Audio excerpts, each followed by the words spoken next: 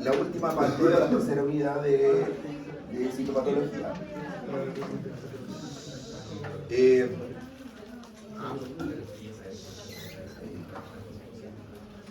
La tercera parte de psicopatología. Y nos corresponde ver ahora las alteraciones de la célula. Vimos en la primera parte, en la unidad 1, ¿se acuerdan lo que vimos en la unidad 1? Ya los tipos de biopsia, bien, cómo investigar la... ¿Qué más fue lo importante de la unidad 1? Como para que hagamos la cadena así de que tiene que ver todo lo que hemos visto.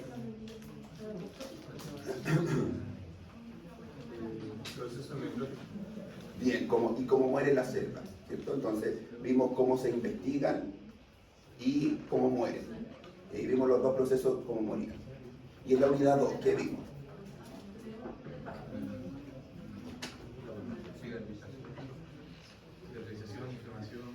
Bien. Porque en realidad la inflamación es un proceso para curar el daño de una célula. Entonces, primera unidad, cómo se investigan y cómo mueren. Segunda unidad, cómo se reparan las células a través del proceso inflamatorio o de regeneración. Y tercera unidad, ahora, cómo fallan las células. Lo que vimos hasta ahora eran, entre comillas, procesos fisiológicos, entre comillas, porque igual vimos algunos procesos patológicos entre medio, pero de aquí para adelante vamos a ver procesos patológicos, que son fallas de la célula. Pero las fallas vienen desde un proceso fisiológico. ¿Ya? Es difícil, o creo que casi en este momento no se me ocurre ninguna patología que sea por un proceso nuevo. Todas las patologías vienen desde un proceso que sirve para algo fisiológico. Así que, por lo tanto, vamos a partir desde ahí. Cuando una célula, esto lo habíamos hablado y es solo recordatorio, habíamos dado los ejemplos incluso al principio de esta primera parte, que es cuando una célula se ve estresada. Cuando una célula se ve estresada y le íbamos a llamar estrés celular, ¿a qué le íbamos a llamar estrés?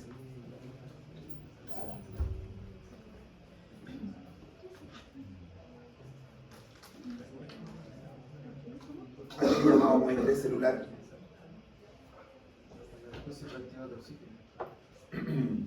Ya, otra cosa.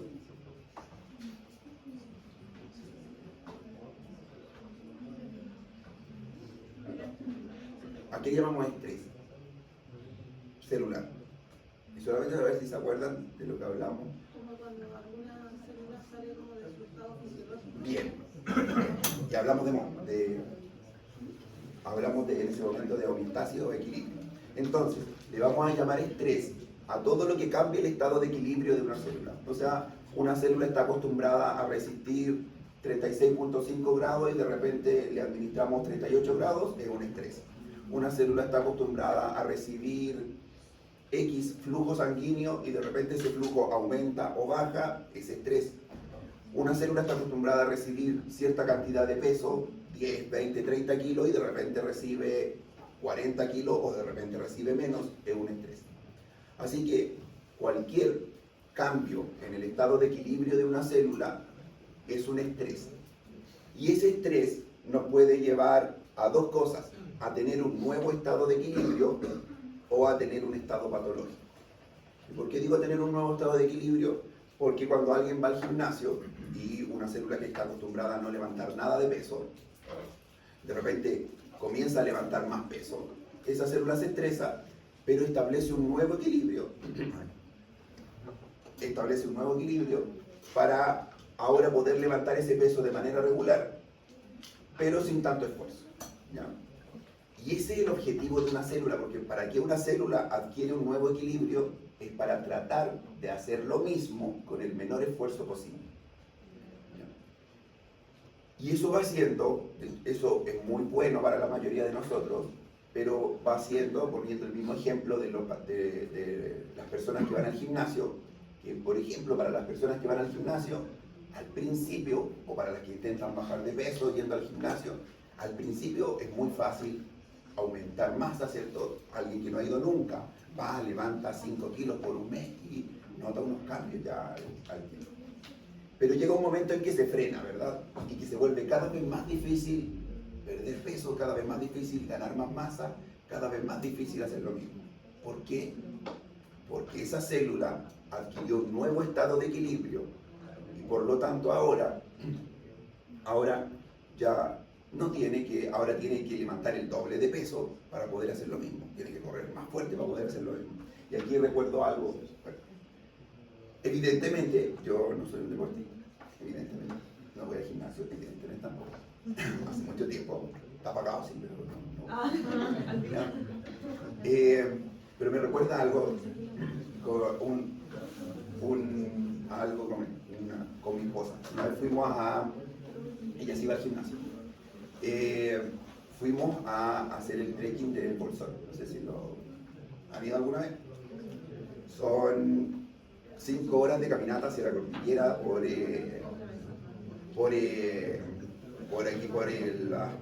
las tazas, ¿cómo se llama? 7 tazas, de ahí para arriba, y 5 horas de vuelta.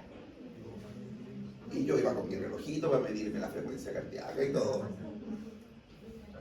Hay una entrada donde uno se inscribe con AF, no sé, y una entrada después del parque.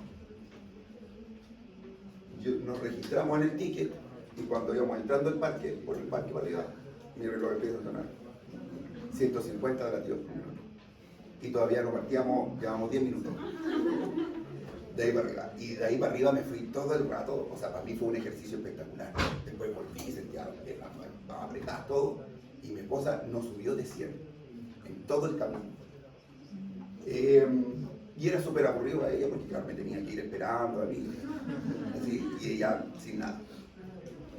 Entonces, eso demuestra claramente la diferencia entre alguien entrenado, ¿cierto? Que su cuerpo puede hacer lo mismo, pero con mucho menos energía. Ella quemó 10 veces menos calorías que yo. Probablemente no le aumentó ni un punto su capacidad cardiovascular. No aumentó masa muscular, porque para ella realmente no fue un esfuerzo. Pero para alguien que no haga nunca eso, fue un esfuerzo que iba a generar algún cambio, que genera cambio. Y por eso se va volviendo cada vez más difícil. Eso nos explica también por qué los deportistas, cuando quieren después generar más masa, terminan tarde o temprano recurriendo a los anabólicos, porque se vuelve tan difícil generar más masa cuando ya hemos llegado a cierto punto por el nuevo estado de equilibrio. ¿Y las células qué pueden hacer para establecer un nuevo estado de equilibrio? Bueno, pueden disminuir su tamaño, si es que antes estaban acostumbradas a 10 kilos y ahora cargan 5, disminuyen el tamaño y les llega menos sangre, llegan menos terminaciones nerviosas, eso le llamamos atrofia. ¿Y lo hace para qué? Menos uso significa menos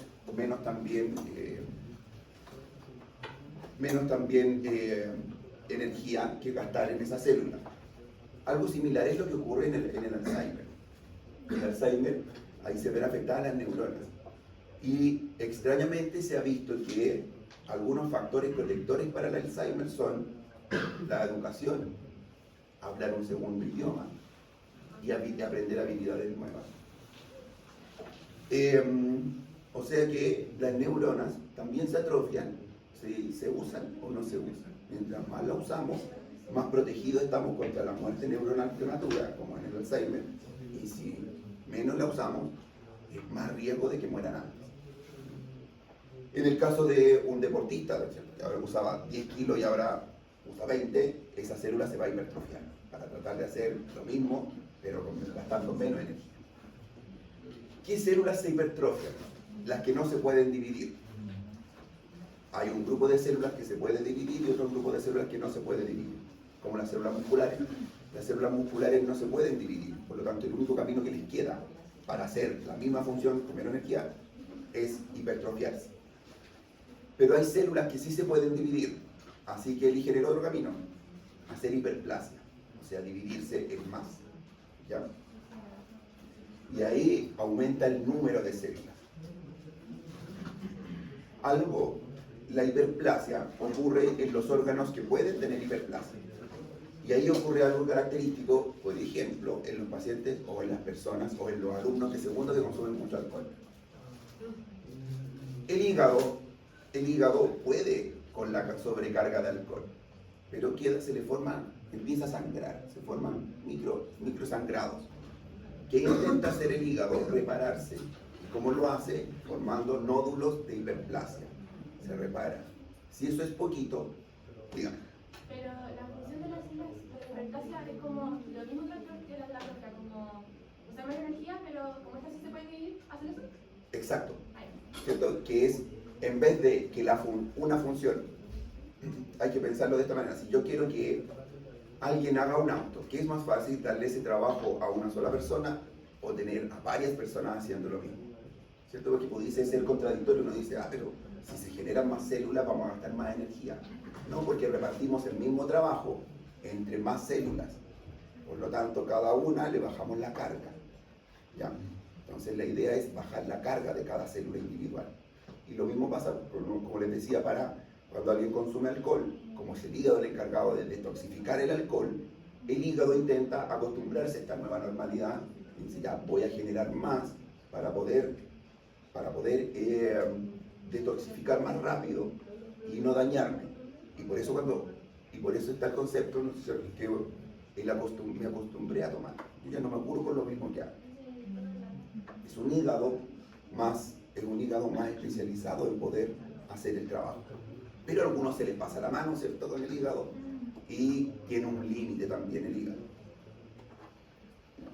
Ahí hay un ejemplo, ¿cierto?, de atrofia, en el caso de los músculos.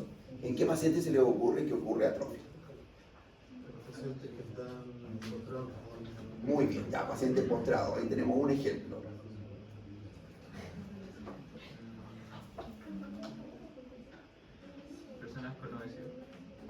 Personas con obesidad, ya. Pacientes que le ha ocurrido un accidente cerebrovascular, ¿cierto? Queda una parte paralizada, ¿cierto? Una pierna, una mano, y esa se empieza a atrofiar. Los pacientes que, no sé si alguien alguna vez se ha fracturado una pierna, ¿no? Y están meses usando menos esa pierna con un yeso, después le sacan el yeso y se nota una pierna así y la otra más chiquita. ¿Ya? Y ahí es importante la rehabilitación kinésica. ¿Ya? Y hay otros órganos que pueden hacer hipertrofia y hay otros que pueden hacer hiperplasia, que es lo que yo les comentaba. El caso del corazón es bien particular porque el corazón hace dos tipos de hipertrofia dependiendo de quién lo sobrecargue. Y ahí existe la hipertrofia concéntrica y la hipertrofia excéntrica. No sé si lo han visto eso o lo recuerdan que lo hablamos en la primera clase. Hipertrofia excéntrica quiere decir cuando alguien hace ejercicio, el corazón también trabaja más y el corazón también intenta acostumbrarse a esta nueva normalidad, hipertrofiando sus células. Pero la hipertrofia se hace de tal manera que el corazón se hipertrofia no ocupando, si aquí cortamos el corazón por la mitad, ¿sí? Podríamos ver que el corazón tiene unas cavidades dentro, ¿cierto? Así, dos ventrículos. Cuando el corazón se hipertrofia, tiene dos formas de hipertrofiarse. O se hipertrofia hacia adentro, que no es lo ideal, porque si se hipertrofia hacia adentro, ahora va a poder contener menos sangre. O se hipertrofia hacia afuera. Y a eso le llamamos hipertrofia concéntrica e hipertrofia excéntrica. En la hipertensión hay una hipertrofia concéntrica que lleva a la larga la insuficiencia cardíaca, porque cada vez hay menos espacio para que circule la sangre. Y cuando alguien hace ejercicio, hay una hipertrofia excéntrica, o sea que se fortalece la musculatura del corazón y ahora con cada latido puede expulsar más sangre. Por eso los pacientes que tienen o las personas que hacen ejercicio tienen una bradicardia fisiológica o muchos llegan a tener una bradicardia fisiológica, o sea que su corazón late más lento que el resto del mundo, pero eso no es malo. ¿Por qué? Porque su corazón se hipertrofió y ahora en cada sístole son capaces de expulsar más sangre que el de una persona normal que necesita latir más veces para poder suplir al organismo entero. ¿Ya? Y ese es un ejemplo clásico entonces de cómo el corazón puede estresarse de dos maneras diferentes. O se estresa por sobrecarga de presión, o se sobrecarga por demandas fisiológicas. ¿Ya? Y hace dos cosas, hace lo mismo pero de dos maneras diferentes. Un caso típico, sobre todo en el hombre, es la hiperplasia que ocurre en la próstata. La hiperplasia de la próstata podríamos decir que es casi fisiológica, porque ocurre por la testosterona. Por lo tanto, le va a ocurrir a todos los hombres la hiperplasia de la próstata. Lo importante es que eso no genere obstrucción, pero es un ejemplo de cómo también hay hiperplasias fisiológicas. Y ahí entra otro concepto que entonces, para que una célula haga atrofia, metaplasia, hiperplasia, hipertrofia, necesita de un estímulo. Y ese estímulo puede ser hormonal, químico, físico. Ahora hemos hablado de casi puros físicos, ¿cierto? Como el exceso de carga, de tensión. Pero pudiese ser hormonal también, como en el caso de la próstata. Hay otras veces en que la célula tiene que adaptarse, pero de manera mucho más potente. Y eso ocurre cuando la célula tiene que exponerse a un estrés para el cual no está preparada. El caso más típico, también lo hablamos en la primera clase, es la del esófago, cuando las personas tienen reflujo. El esófago no está preparado para recibir un pH de 1. Por lo tanto, cuando recibe un pH de 1 por el reflujo, eso no es lo normal, porque no está ahí para eso. Es como si una célula muscular recibiera un pH de 1. Las células musculares están preparadas para recibir carga, no química. Entonces aquí pasa algo similar en el esófago. El esófago, como buena célula, intenta establecer un nuevo equilibrio, pero para establecer ese nuevo equilibrio tiene que transformarse en algo nuevo. ¿Ya? Y a eso le llamamos diferenciación celular. Pero hay procesos, ese proceso no siempre puede cumplirse a cabalidad, porque recordemos que las células del esófago, por ejemplo, ya estaban diferenciadas, ya eran células de esófago, y ahora tienen que retroceder para transformarse en una célula para lo cual no son. Todas las células pueden transformarse en otra cosa porque todas tienen la información para transformarse en todo lo que quieran. Pero cuando ya están diferenciadas, esos procesos están plagados de errores. Ese proceso. Entonces, cuando una célula se ve expuesta a un estrés para el cual no está preparado, entra en un proceso de diferenciación celular, que también intenta ayudar, y de hecho al principio ayuda, pero si se mantiene en el tiempo va a llevar a errores. Hay tres tipos de diferenciación celular. Metaplasia es cuando una célula se convierte en otra, de manera completa. O sea, una célula escamosa se convierte en una célula columnar completa. No queda entre medio del camino. Una célula se convierte en otra totalmente diferente. Es lo que ocurre en el esófago. El problema es que si eso se mantiene en el tiempo, va a llevar errores. La displasia es cuando una célula se convierte en otra, pero de manera disfuncional, se llama displasia. O sea, yo, célula del esófago, intento convertirme en una célula que resiste el pH, pero no logro hacerlo bien. No logro hacerlo de manera ordenada. No logro formar un tejido igual al del estómago. Eso se transforma en un tejido que no es igual al que queríamos reemplazar, en un tejido displásico. Por eso aquí dice, proliferación desordenada con pérdida de uniformidad celular y arquitectura normal. Entonces, una metaplasia es un cambio total, ordenado, de una célula en otra, producto de un estrés. Una displasia es el mismo proceso, pero que no se logra hacer bien. El problema es que cuando no se logra hacer bien, aumenta el riesgo de cáncer. Y eso es lo que comienza a pasar en el esófago.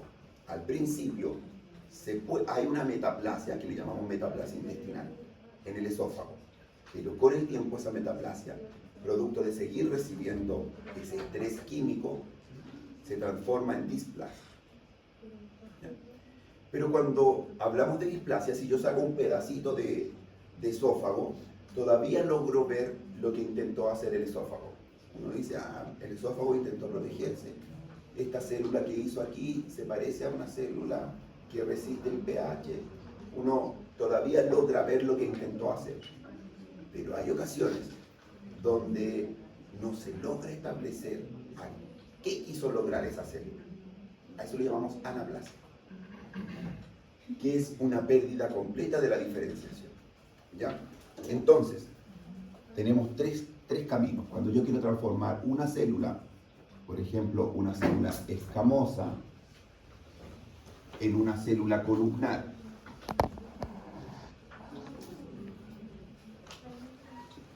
producto de un estrés. Si este proceso se hace completo, le llamamos metaplasia. La gracia de este proceso es que como está hecho completo, esta es una célula funcional, esta es una célula funcional, donde ocurrió un estrés, que en este caso es químico, que es el pH. Si yo saco el estrés químico, esto puede volver hacia acá, porque está hecho completo. A veces esto no se logra, no logro pasar de aquí a allá y queda así como a mitad de camino. A eso le llamamos displasia, ¿cierto? Displasia. La displasia ya no puede volver hacia ninguno de los dos caminos, o es mucho más difícil que vuelva. Así que quedó en medio del camino, pero yo si lo miro esto digo, ay, se parece un poquito a esto, así que sé de dónde viene. Lo hizo medianamente bien. Pero hay otras veces en que esta intentó transformarse en el otro y quedó algo absolutamente diferente. Así que si ahora yo miro eso al microscopio, digo, eso no sé de dónde viene. No tiene forma, no tiene arquitectura, está desordenado. No sé qué intentó hacer la célula. Y a eso le llamamos anaplasia. ¿Ya? No hay ningún tipo de diferenciación. Y estas dos son sumamente peligrosas porque es fácil que se transformen en cáncer. De hecho, le llamamos lesiones premalignas, ¿ya? A la displasia y a la anaplasia. Lesiones premalignas. Lo ideal sería que lográramos identificar la mayoría de los cánceres en ese momento, cuando hay una lesión premaligna. ¿Y qué diferencia de que una lesión sea maligna de premaligna? ¿Desde qué momento le empezaríamos a llamar maligna y desde qué momento le empezaríamos a llamar premaligna?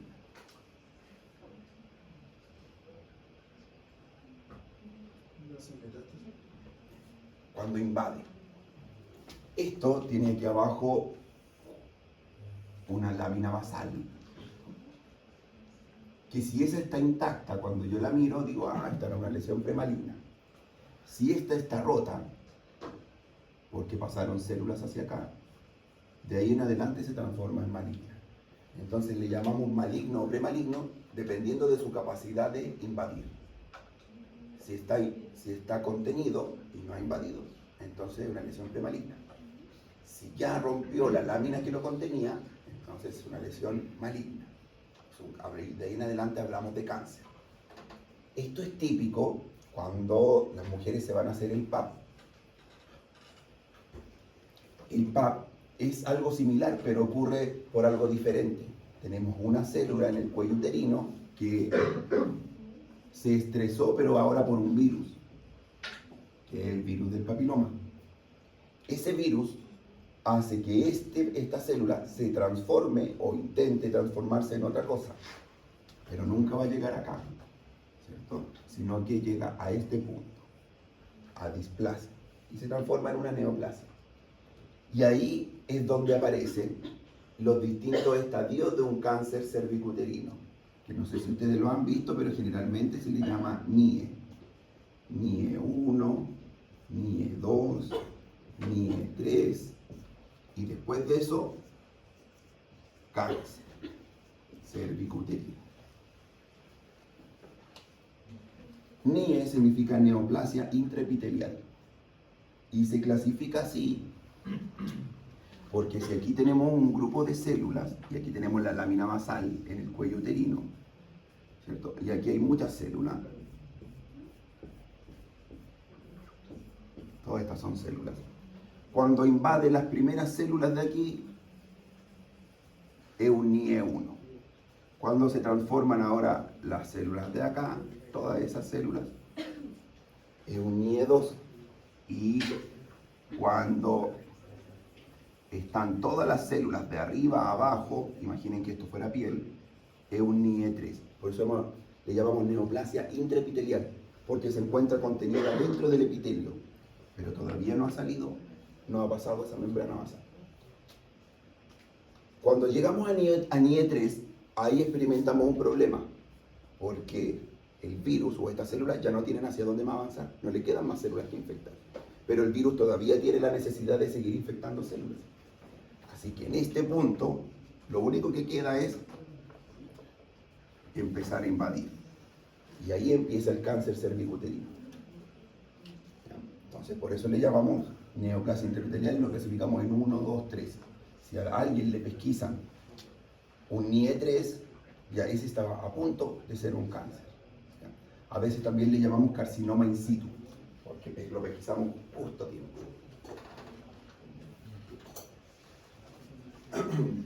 Ahí está el ejemplo que les di la primera vez, para que lo puedan leer después, que es el ejemplo del esófago, ¿ya?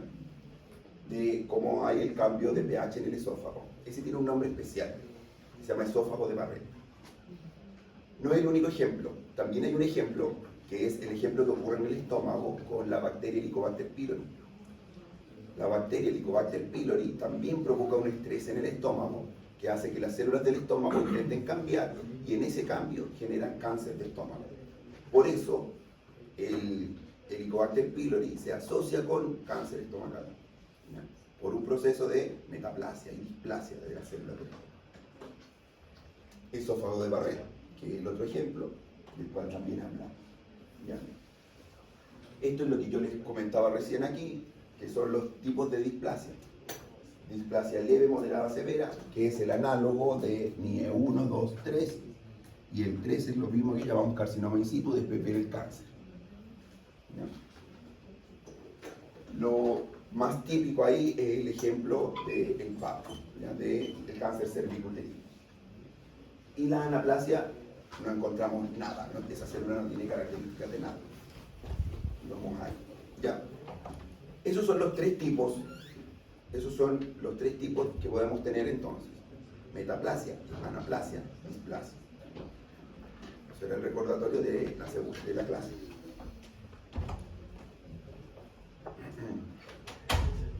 Veamos ahora algo, cómo se puede, hay un grupo de células que las tenemos que ver aparte, que es cómo se alteran las células del feto.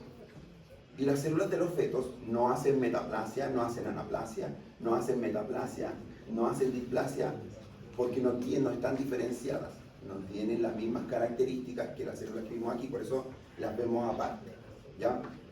Entonces vamos a ver aparte cómo se adaptan las células del feto al estrés. Y en general se adaptan con anomalías. Lamentablemente las células del feto tienen poca o casi nula capacidad de adaptación a un estrés.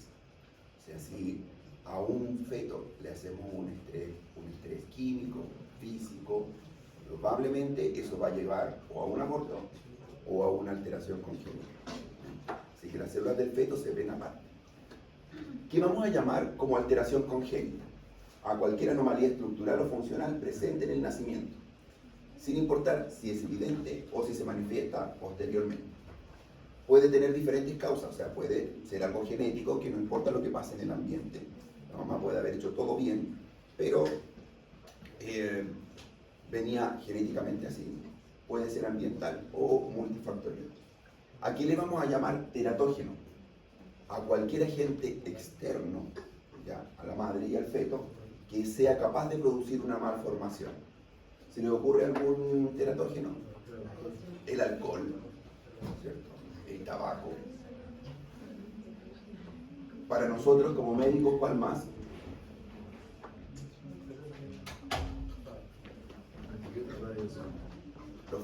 en general. ¿Ya? La radiación, ¿cierto? A todo eso le vamos a llamar teratógeno. ¿Ya? Teratógeno porque es capaz de producir algo en el feto.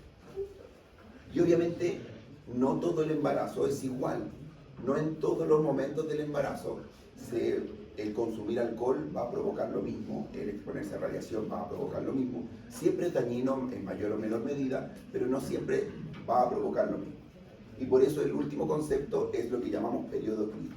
Hay un periodo en el que es peor todavía consumir un fármaco, exponerse a radiación o consumir alcohol o alguna droga, porque se están formando los órganos. Saben que lo podemos dividir en 3 trimestres, y hay un trimestre donde se forman los órganos, otro trimestre donde el feto crece y otro donde madura. ¿Ya? Es como básicamente.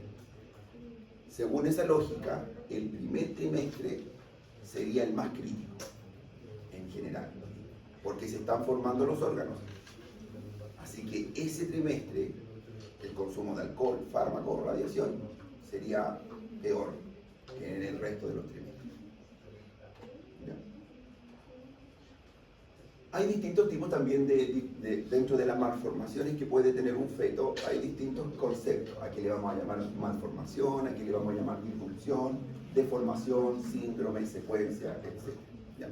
Se los dejo ahí para que lo vean, porque vamos a hablar en general de malformaciones y de síndromes. Pero también hay otros conceptos. Esto es lo importante, el periodo crítico. El periodo crítico lo definimos como la ventana de tiempo en el cual pueden ocurrir la mayor cantidad de alteraciones. ¿Ya? Las primeras 2 semanas se llama periodo del todo o nada, porque si en las primeras 2 semanas desde la concepción ocurre o ustedes consumen algún teratógeno, hay 2 posibilidades: o el feto sigue y sobrevive, o muere. Así que en las primeras 2 semanas no se generan grandes alteraciones. Si ustedes consumen algo, de hecho en esas primeras 2 semanas probablemente el feto muere. Así que por eso le llamamos el periodo del todo o nada, porque ahí la posibilidad es que siga o ese embarazo termine. Luego de eso viene de la semana 3 a la 8, que es la verdadera semana de mayor riesgo. ¿Ya?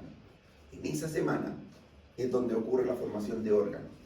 Así que entre la semana 3 y la 8 es donde más tenemos que evitar todos los tóxicos. ¿Ya? Pero todos. Incluso en esas semanas, lo ideal sería que evitáramos cosas como los tóxicos ambientales, los desodorantes ambientales, ¿ya? Los microplásticos, cosas que es un poco difícil evitar. Pero en esas semanas es donde ocurre la mayor cantidad de malformaciones. ¿Hay algún fármaco seguro que pueda ocurrir en esas 2 semanas? Que le podamos dar al paciente. ¿Ah?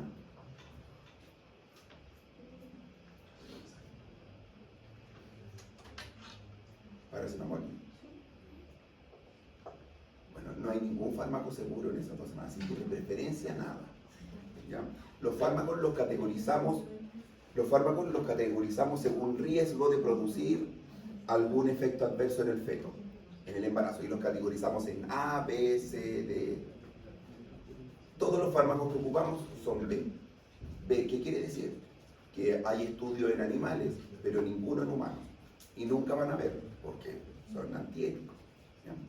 Así que va a ser imposible saber si algún fármaco genera una verdadera alteración en el feto en esas 2 semanas. Así que siempre se prefiere nada en esas 2 semanas.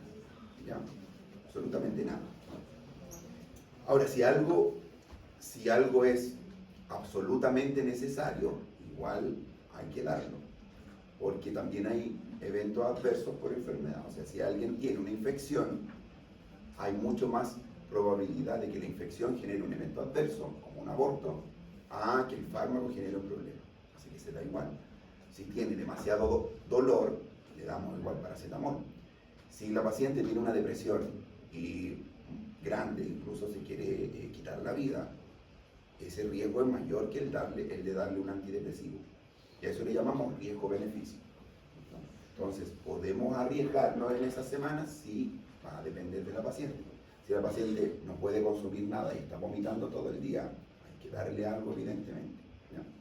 Entonces, de preferencia nada, pero ante el riesgo, igual damos algunas cosas, dependiendo de los casos.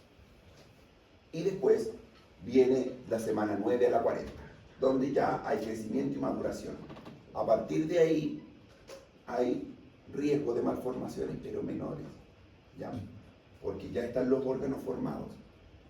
Y a partir de ahí empiezan a ocurrir las alteraciones funcionales o las alteraciones de la maduración. Entonces, se han escuchado hablar cosas como hipoplasia renal, hipoplasia pulmonar. ¿Qué quiere decir? Órganos más pequeños, y más pequeño significa menos función. Y eso probablemente es porque el problema ocurrió entre la semana 9 y la 40. Diga. Profe, ¿de qué depende de que, por ejemplo, en la semana 1 y 2, obviamente como es periodo de todo y nada, hay personas de que, por lo menos yo he escuchado, de que no sabían que estaban como embarazadas, pero siguen su rutina normal, por ejemplo, no siguen, salen de fiesta, toman igual, pero como que no le pasó nada como después. Porque entre la semana 1 y 2 no hay organogénesis, sino que es la semana de implantación.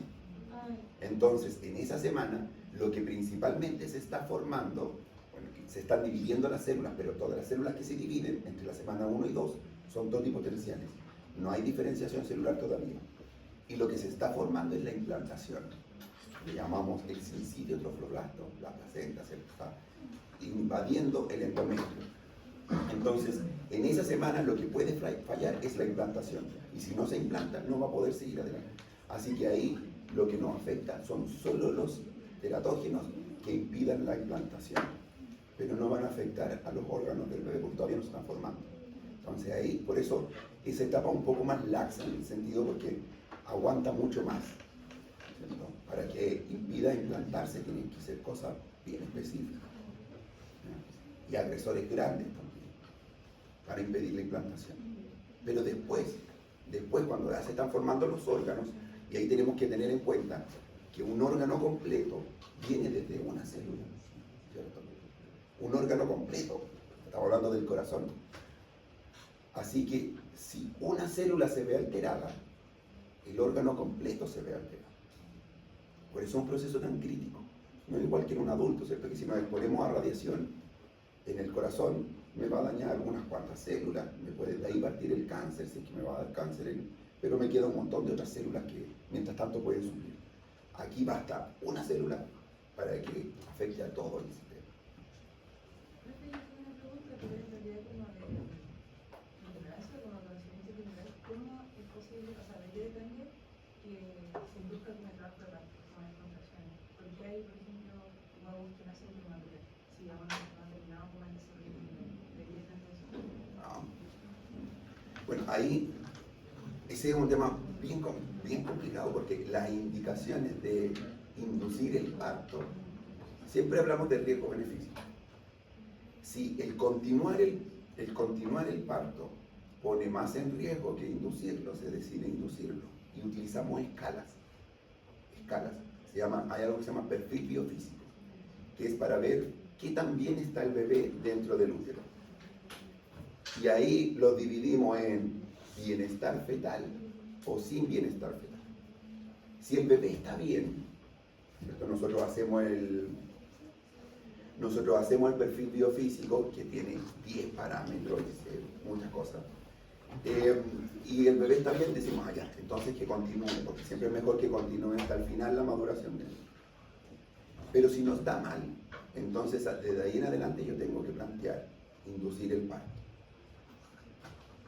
Hay veces, y ahí después tengo que decidir también cómo. Siempre es mejor el parto vaginal que la cesárea. Pero tengo que ver si está preparada la mujer para tener un parto vaginal o no. Y ahí hay otras escalas que nos dicen, una de ellas se llama Bishop, por ejemplo, que nos dice si su útero y su cuello uterino están preparados para tener un parto o no. y también cómo viene presentado, cómo está el bebé, si está en presentación cefálica, si no está en presentación cefálica, si es una pelvis probada o no probada, si ha tenido cesárea anterior o no. Y ahí uno decide, ya, tiene que salir ahora o no. Antes de las 34 semanas, prácticamente siempre se intenta mantener dentro de útero. Después de las 34 semanas, planteamos sacarlo. Ojalá lo más cercano posible a las 37. No siempre lo que se intenta hacer no es detener un parto, sino que retrasarlo, porque cada día ganado significa desarrollo o maduración de una vida. Entonces, todo va a depender del caso, ¿ya? Va a depender del caso de la paciente. Depende también si está en riesgo la vida de la madre o no, ¿ya? Que le llamamos diada, madre-hijo. Entonces, no hay una sola respuesta que yo pueda darle porque hay un abanico gigante de alternativas. A modo general, siempre se intenta mantener en útero, siempre. Y antes de las 34 semanas, todas las mujeres se les coloca betametasona para hacer madurar los pulmones, por si acaso, ¿ya? Después de las 34 ya no. Así que, pero siempre se intenta mantener el mayor tiempo posible. Y si no se puede mantener en útero, al menos se intenta retrasar, ¿ya? Dependiendo de cómo está dentro la mamá y cómo está el hijo de ella, ¿ya? Por allá adelante alguien había levantado la mano. ¿No? ¿Usted?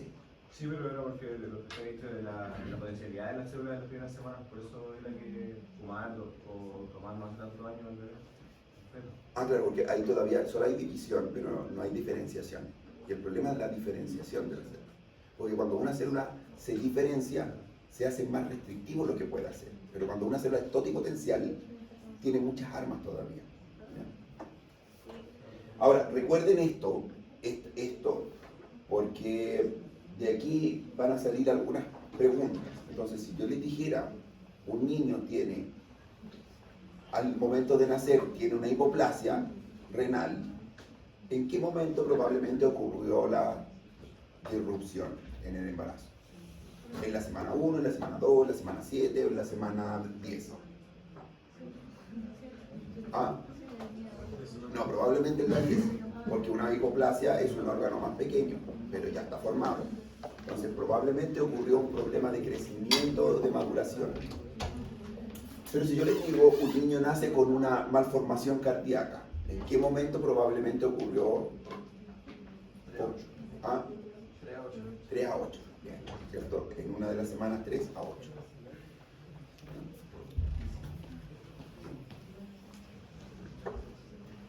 Y si una disrupción ocurrió en la semana 1 a 2, no vamos a llegar al parto. No vamos a llegar, y si llegamos, porque ya no ocurre. Bien. ¿Cuáles son algunos de los teratógenos principales? Alcohol, radiación, isotretinoína. Es un fármaco bien conocido que se usa para varias cosas, principalmente para el acné. Se puede ocupar también para la rosácea, se puede ocupar también para no envejecer, pero es un fármaco sumamente teratogénico. Por eso toda mujer que esté con isotretinoína tiene que sí o sí estar con anticonceptivos. A no ser que jure de guata que no va a hacer nada, ni el más mínimo peligro, ¿ya?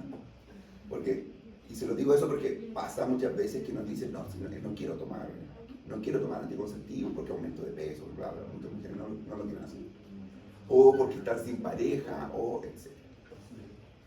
Pero tienen que estar absolutamente seguros, porque tomar isotretinoína y tener un hijo es pasaporte seguro para tener una malformación. No es que puede ser, es seguro, porque afecta un proceso clave de la maduración, de la formación del bebé. Así que la isotretinoína o los retinoides en general están contraindicados en el embarazo. Genera muchos tipos de problemas, ¿ya? Muchos tipos de problemas. Así que, y se los comento porque es un fármaco relativamente frecuente que se receta, ¿ya? Pero he visto que no es tan frecuente que se le asocien los anticonceptivos.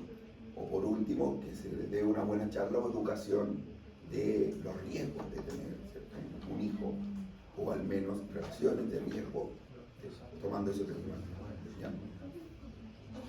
Yo yo tomo esos días y mi dermatóloga cuando tengo como controles, porque hay que hacerse perfiles hepáticos también para revisar eso, igual da como que me tiene que tomar, o sea, hacer el examen del embarazo. Aunque yo le digo como que no, pero igual tengo eso. Sí, Entonces, porque el paciente siempre miente. sí, porque al final, o sea, lo que me explicaba ella es que igual se le da como a personas jóvenes, entonces es mejor prevenir que cualquier cosa que Exacto. vaya a suceder. El riesgo de embarazo siempre es alto. La única manera de que alguien no tenga riesgo de embarazo es que me diga que nada, y aún así yo le pedí yo no. Así que ese fármaco es bastante importante. Hay algunas infecciones que también funcionan como teratógenos, ¿ya? Y son esas que están ahí, que hacen un síndrome que se llama síndrome de Torch. Si una mujer durante el embarazo tiene algunas de esas infecciones, también genera malformaciones. Así que por eso en el embarazo a las mujeres se les descarta que tengan alguna de esas infecciones. A todas, independiente de lo que tengan, ¿ya? Algunas de esas son infecciones de transmisión sexual, como la sífilis. Y alguna mujer puede decir, ¿por qué a mí si yo no tengo? No, yo nunca he tenido. Por rutina se les descarta a todas, ¿ya?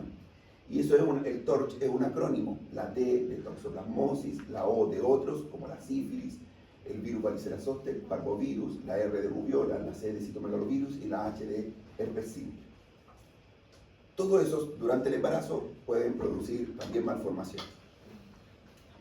Y hay algunos teratógenos que no son por consumir el teratógeno, sino que se transforman en teratógenos por tener poco o por consumir poco de eso. ¿Se le ocurre a alguno que en Chile es norma ya desde hace mucho tiempo? El ácido fólico. Entonces podríamos agregar a esta categoría que hay algunos teratógenos que no son por exceso de eso, o no son por consumirlo, sino que es por no tenerlo. Y no tener y no consumir ácido fólico puede llevarnos a tener espina bífida o hijos con espina bífida, ¿ya? O con mielomeningocele, que es un poco más avanzado. Por lo tanto, a todas las mujeres en Chile se les suplementa con ácido fólico. Y incluso si una mujer planifica el embarazo, lo ideal es empezar a consumir ácido fólico 3 meses antes del eventual embarazo. La mayoría de Chile no están planificados, así que a la mayoría se le comienza al momento del primer control, ¿ya?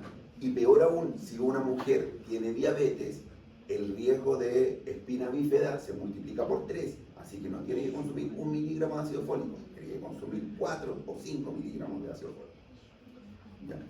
Así que el ácido fólico es súper importante. Diga. En el caso de la gente que toma metrorexato, Sí, es que el metrorexato, su mecanismo de acción es bloquear la vía metabólica de los folatos. La vía de los folatos es la vía de la vitamina B12 con el ácido fólico. Así que por eso a ellos se les administra ácido fólico, se les da para tomar el metrorexato también es teratogénico, pero no lo nombré porque es más infrecuente. El metrorexato lo toma alguien que tiene artritis reumatoide, por ejemplo. ¿eso no tiene contraindicado el embarazo? Sí, está contraindicado en el embarazo, ¿ya? Porque también va a provocar una alteración. Ahí hay que cambiarlo durante el embarazo. Ahora, las enfermedades autoinmunes durante el embarazo tienden a bajar, ¿ya?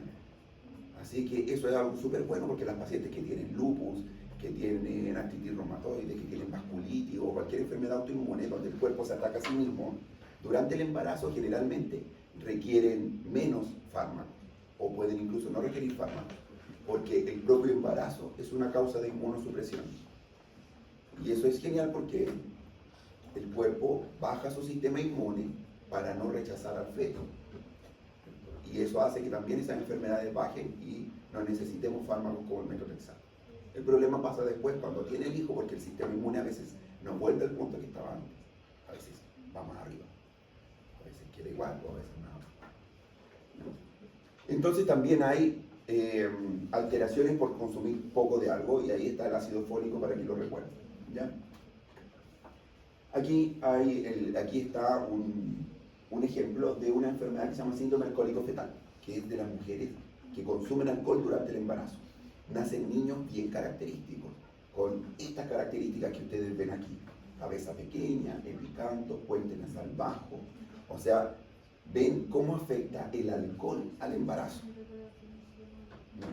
Y no solo de eso, sino que además cuando nacen estos niños de mujeres que consumen droga o alcohol, nacen con síndrome de abstinencia.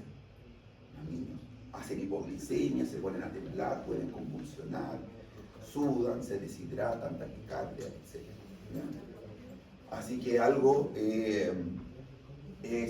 afecta bastante, no solamente físicamente, sino que también psicológicamente, porque hacen síndrome de abstinencia física, los niños que nacen.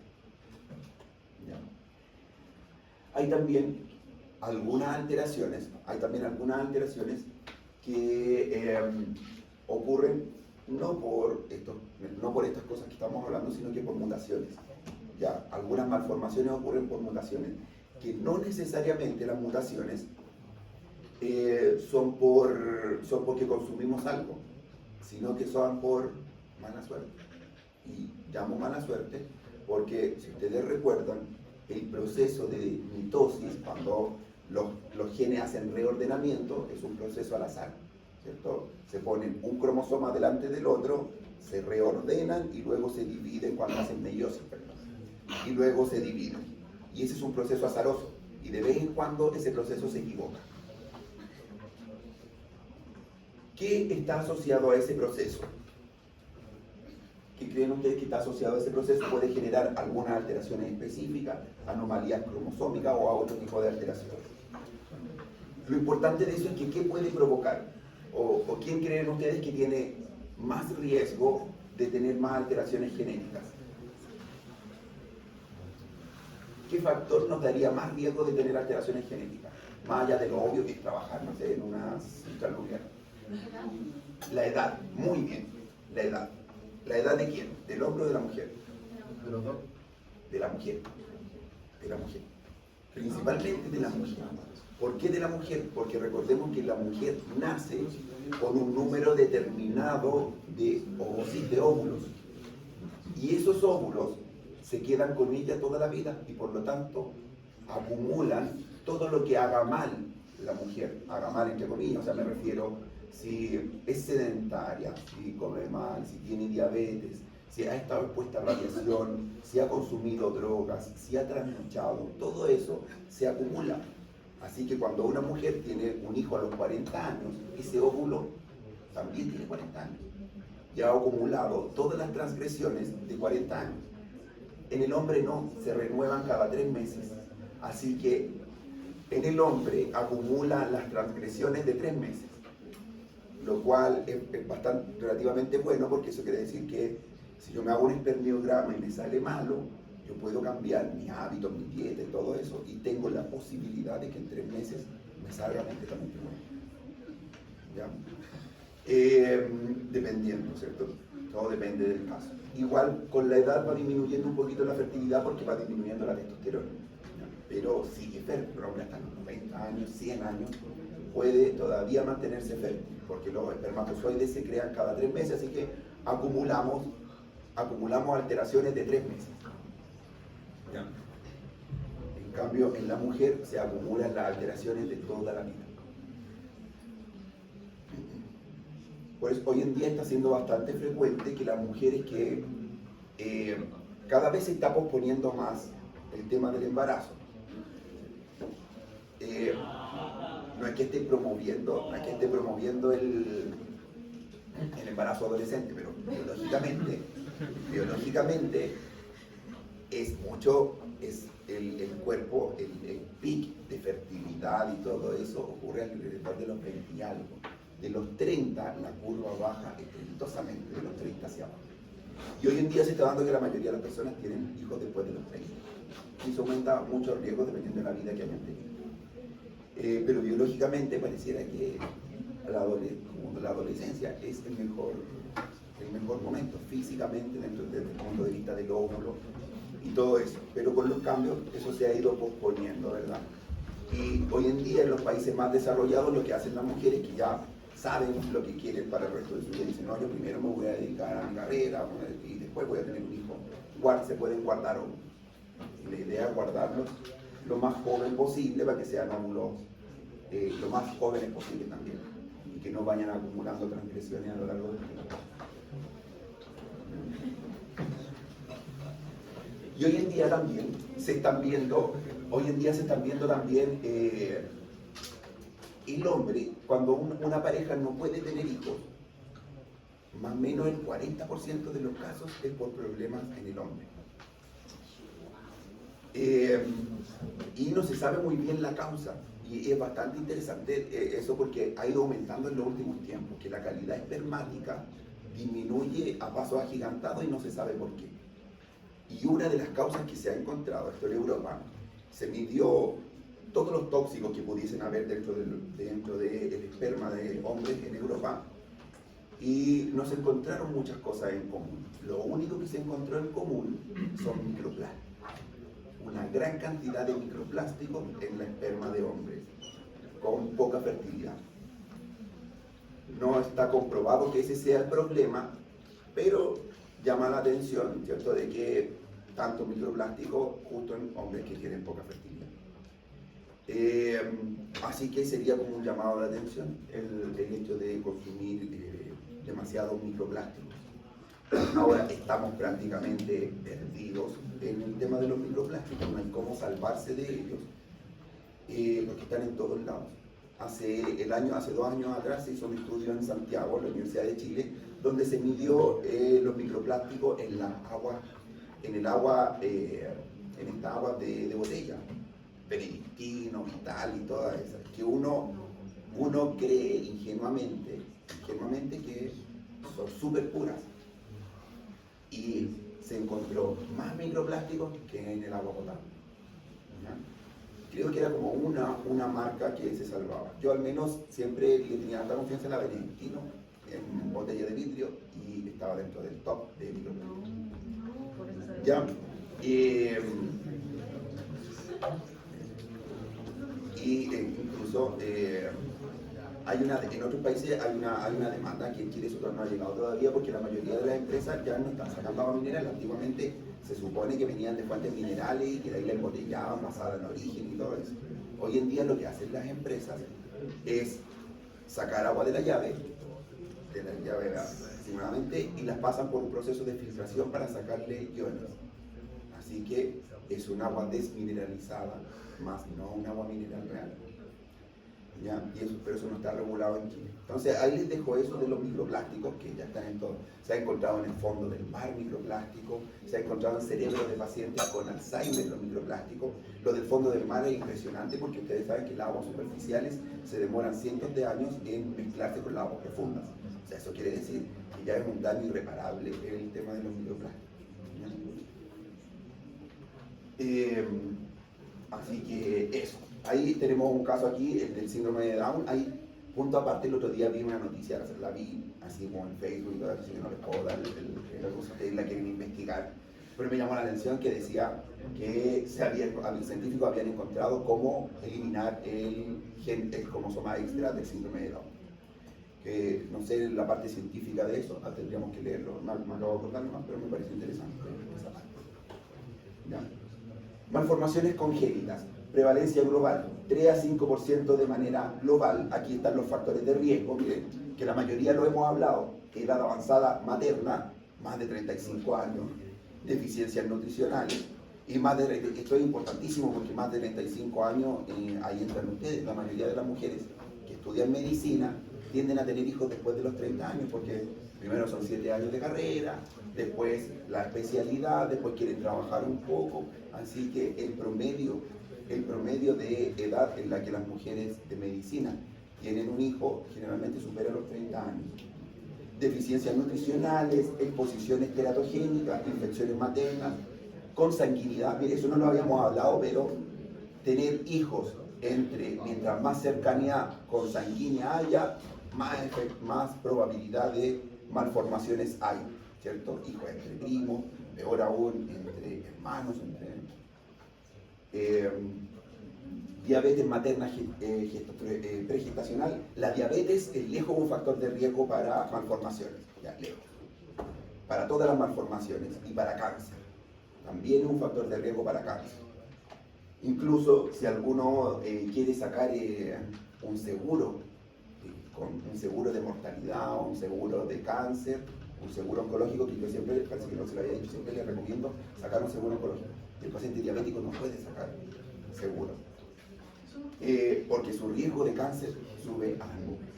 Ya, eso. Vamos a quedar hasta ahí, porque después nos queda envejecimiento, que ahí quedaban unas cuantas diapositivas, que ese es un tema que me gustaría verlo bien, porque es un tema que me gusta, porque yo voy en esa senda.